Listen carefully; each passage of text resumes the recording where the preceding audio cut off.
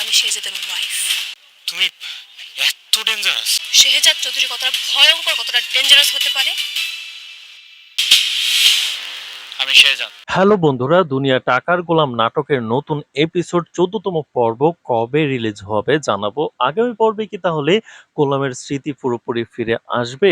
শেহজাদ ও ফাতেমার বিয়ের দিন হঠাৎ গুলির শব্দ কেন শোনা গিয়েছিল? সেদিন আসলে কি ঘটেছিল?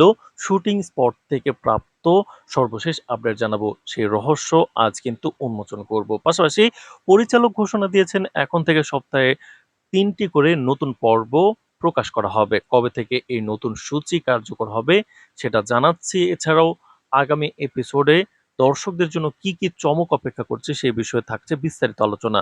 তাই সব প্রশ্নের উত্তর জানতে এখনই চ্যানেলটি সাবস্ক্রাইব করুন এবং ভিডিওটি শেষ পর্যন্ত দেখতে থাকুন।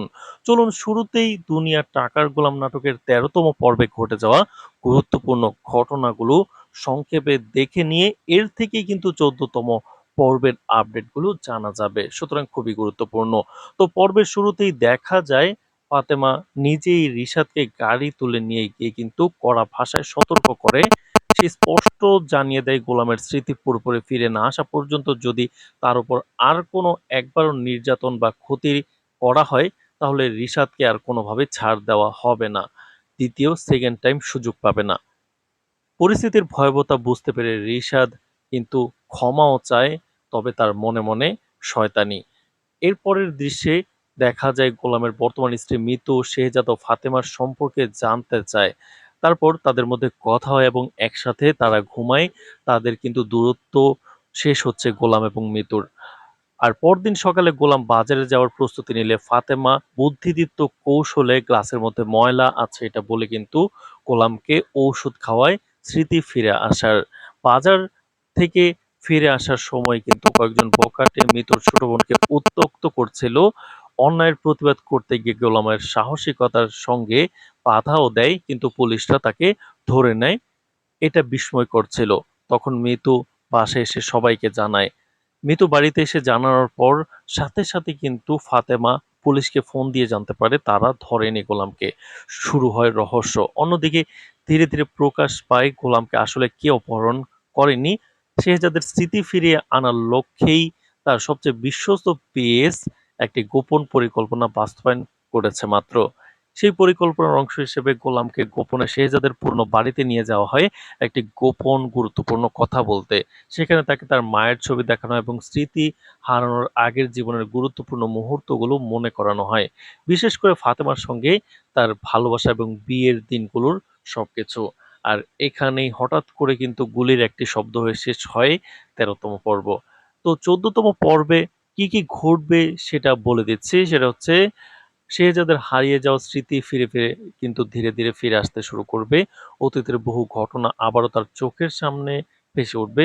ফ্ল্যাশব্যাকের মাধ্যমে দর্শক দেখতে পাবে ফাতেমা এবং শেহজাদের বিয়ের সেই ভয়ঙ্কর দিনটির সম্পূর্ণ ঘটনা। ঠিক যখন আনন্দ উৎসব মুখর ছিল, ফাতেমা বিয়ে করবে না বলে চলে যাচ্ছিল, তখন কিন্তু প্রথমত হতে পারে যে শেহজাদ নিজেই নিজেকে গুলি করবে বা ফাঁকা গুলি করে নিজের মাথায় গুলি ঠেকে বলবে যে সে মারা যাবে যদি বিয়ে না করে, সে ভালোবাসে। আবার এমন হতে পারে তখনই দাউদ খান সশস্ত্র হামলা চালাবে, মুহূর্তের মধ্যে চারদিক আতঙ্ক ছড়িয়ে পড়বে, গুলির শব্দে উৎসবের পরিবেশ রণক্ষেত্রে পরিণত হবে। সেই ভয়াবহ হামলায় ফাতেমার বাবা শেহজাদকে বাঁচাতে গিয়ে নিহত হতে পারেন। ফলে শেহজাদ ও ফাতেমার জীবনের সবচেয়ে আনন্দের দিনটি মুহূর্তের মধ্যে এক হৃদয় বিদারক ট্রাজেডিতে রূপ নেবে। ফাতেমার বাবা মারা যাওয়ার আগে শেহজাদের হাতে ফাতেমাকে তুলে দিয়ে যেতে পারেন। একই সঙ্গে বর্তমান সময়ের রহস্যগুলোর ধীরে ধীরে সমাধান হতে শুরু করবে। শেহজাদকে আসলে কারা নিয়ে গেছিল সেই সত্য উদ্ঘাটনের জন্য পুলিশ এবং ফাতেমা তদন্ত চালিয়ে যাবে। তদন্তের এক পর্যায়ে জানা যাবে শেহজাদের মায়ের নির্দেশেই তার বিশ্বস্ত পিএস তাকে নিরাপদ স্থানে নিয়ে গিয়েছিল। উদ্দেশ্য ছিল একটাই, নিরাপদ পরিবেশে ধীরে ধীরে তার হারিয়ে যাওয়া স্মৃতি ফিরিয়ে আনা। সবকিছু পরিকল্পনা অনুযায়ী এগোলে সপ্তাহে ৩টি করে এপিসোড খুব শীঘ্রই শুরু হতে যাচ্ছে। তো দর্শক, ১৪তম পর্ব মুক্তি পাওয়ার জোর সম্ভাবনা রয়েছে বৃহস্পতিবার দুপুরে।